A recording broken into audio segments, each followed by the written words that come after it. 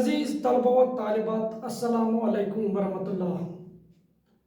आज उर्दू ग्रामर के सिलसिले में आज हम कलिमा के अक़साम पढ़ेंगे। इससे पहले वाला लेक्चर जो था वो लफ्ज़ और उसकी अक़साम, उसमें हमने पढ़ा कि लफ्ज़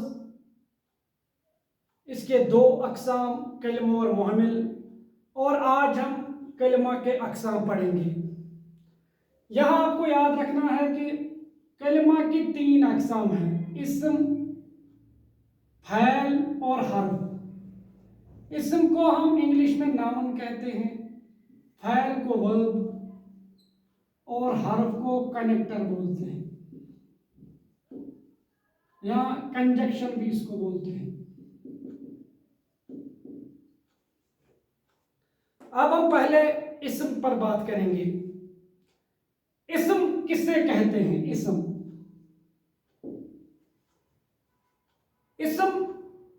नाम को कहते हैं, या वो कलिमा है जो किसी शख्स, जगह या चीज का नाम जाहिर करे। वो कलिमा है जो किसी शख्स, जगह या चीज का नाम जाहिर करे। मिसाल, हम शख्स अगर हम अमजद लेंगे तो यह है शख्स का नाम।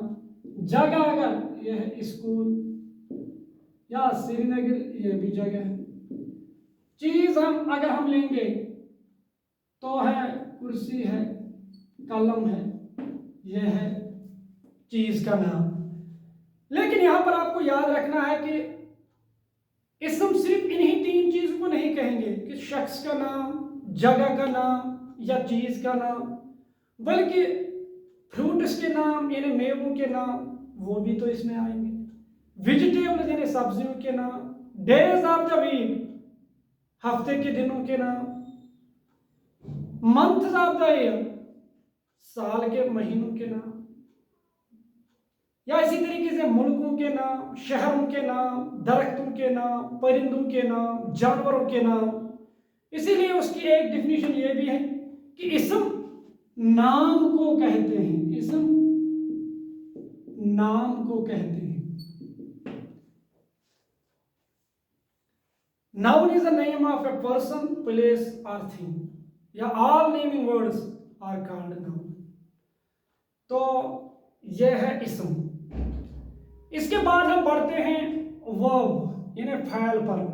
फ़ैल कहते किससे हैं? फ़ैल वो कलिमा है जिसमें किसी काम का करना, होना या सहना पाया जाए और जमाने की भी कैद हो। यानी आमतौर पर हम बोलते हैं फ़ैल काम को कहते हैं, ठीक है काम को कहते हैं, लेकिन उसमें कोई ना कोई जमाना जरूर हो। यानी वो कलिमा है जिसमें किसी काम का करना, होना या सहना जमाने के ताल्लुक के साथ पाया जाए। क्योंकि अगर मैं लिखूंगा यहां पर अहमद किताब पढ़ता है, तो इसमें जो ये पढ़ता है यह है फ़ैल। या इसी तरीके से असलम घर गया, असलम तो घर गया, यह है इसमें फ़ैल, यह है फ़ैल हाल और यह है माजी चूंकि वो जा चुका है। या इसी तरह आलिया स्कूल जाएगी, अभी वो नहीं गई है लेकिन वो जाएगी, इसमें जाएगी है फ़ैल। तो इसमें तीनों ज़माने आते हैं। अगर हम कहेंगे खाना, पीना, सोना, जागना, ये भी तो फ़ैल है, लेकिन चूंकि इसमें ज़माना नहीं है इसलिए ये मज़दर है। यह इस पर हम आगे बात करेंगे। तो ये तो है फ़ैल, वो कलिमा है जिसमें किसी काम का करना, होना या सहना जमाने के ताल्लुक के साथ पाया जाए, उससे हम फ़ैल कहते हैं। Verb is a word which denotes an action by a person or thing. लेकिन इस यहां पर आपको एक चीज याद रखनी है कि फ़ैल की दो किस्में हैं। फ़ैल की दो किस्में हैं, फ़ैल ताम और फ़ैल नाक़िस। यहां पर बेटा आपको याद रखना है कि फ़ैल ताम किससे कहते हैं? फ़ैल ताम यही है वो फ़ैल जिसमें किसी इस्म के जो किसी इस्म के काम करने को जाहिर करे, किसी इस्म के काम करने को जाहिर करे।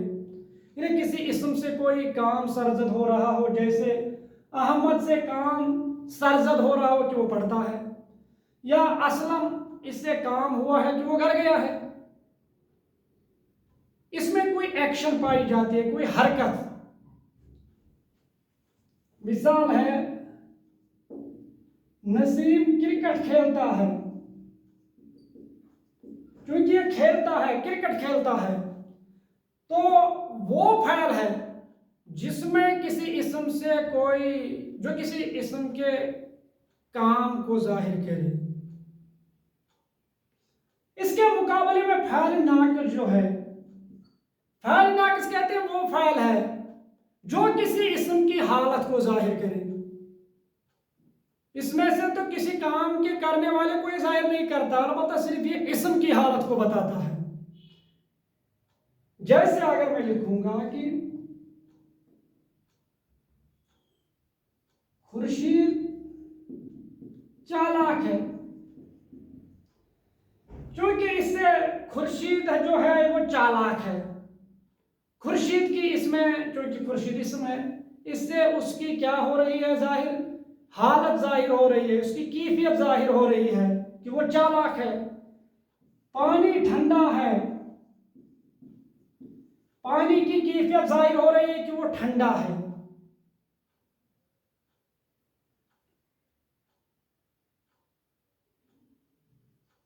मैं एक लड़का हूं, क्योंकि इसमें बताया गया है कि मैं जो है इसमें कि मैं एक लड़का हूं, मैं एक लड़का हूं। फूल खूबसूरत हैं, फूल की बताई जा रही है कि वो खूबसूरत हैं। हमेशा याद रखना चाहिए कि कोई भी जुमला फैल के बगैर नहीं होता है, फैल के बगैर नहीं होता है। इसीलिए जिस तरीके से हम इंग्लिश में हेल्पिंग वर्ब जो काम लेता है, मतलब अगर हम बोलेंगे ही इज अ बॉय, वो एक लड़का है, इसमें इज जो है वो है वर्ब। तो सवाल ये है कि ही इज अ वर्ब, वो एक लड़का है, he is a verb, he is a boy, वो एक लड़का है। इसमें जो है वहां तो इज आ गया, वो तो इसमें है वो। इसी तरीके से इंग्लिश में वो है फ़ैल नाक़िस। यहां पर है, यहाँ है, हूं, हैं, या इसी तरीके से था, ये सब क्या है, ये है फ़ैल नाक़िस, क्योंकि ये बता रहे हैं कि इस्म की हालत और कैफियत क्या है। तो हो गया फ़ैल ताम, जो किसी इस्म के काम करने को जाहिर करे। और फ़ैल नाक़िस कहते हैं वो फ़ैल है जो किसी इस्म की हालत को जाहिर करे। तो यह है फ़ैल नाक़िस।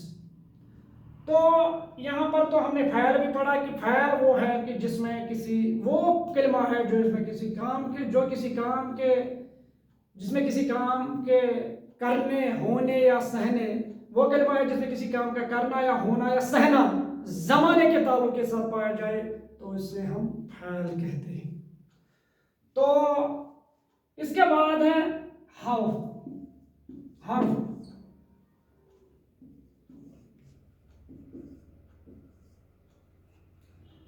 हर्फ कहते हैं ये न इस्म है, न फ़ैल है, न सिफत है, न ज़मीर है, लेकिन ये दो लफ्ज़ों या दो जुमलों को आपस में मिलाने का काम करता है। या हम ऐसे भी कह सकते हैं जो मुख्तलिफ हरूफों को आपस में जोड़ने का काम करता है, जो मुख्तलिफ लफ्ज़ों को, हरूफों को नहीं, जो मुख्तलिफ लफ्ज़ों को जोड़ने या जुमलों को आपस में जोड़ने का काम करे। वो कलिमा है जो दो लफ्ज़ों को जोड़ने या जो मुख्तलिफ लफ्ज़ों को जोड़ने या जुमलों को आपस में जोड़ने का काम करे, उससे हम बोलते हैं हर्फ। Collected is a word connector is a word which joins to words, sentences, clauses और phrases, उसको हम बोलते हैं हर्फ। यहाँ पर मैं मिसाल अगर मैं लिखूंगा कि कुर्सी पर कलम है या कुर्सी पर कलम रख दो। अब यहाँ पर जो पर है, पर कुर्सी और कलम को आपस में जोड़ा इस पर में, तो ये क्या है? ये है हर्फ। इसी तरीके से अगर मैं लिखूंगा बोतल में दूध है,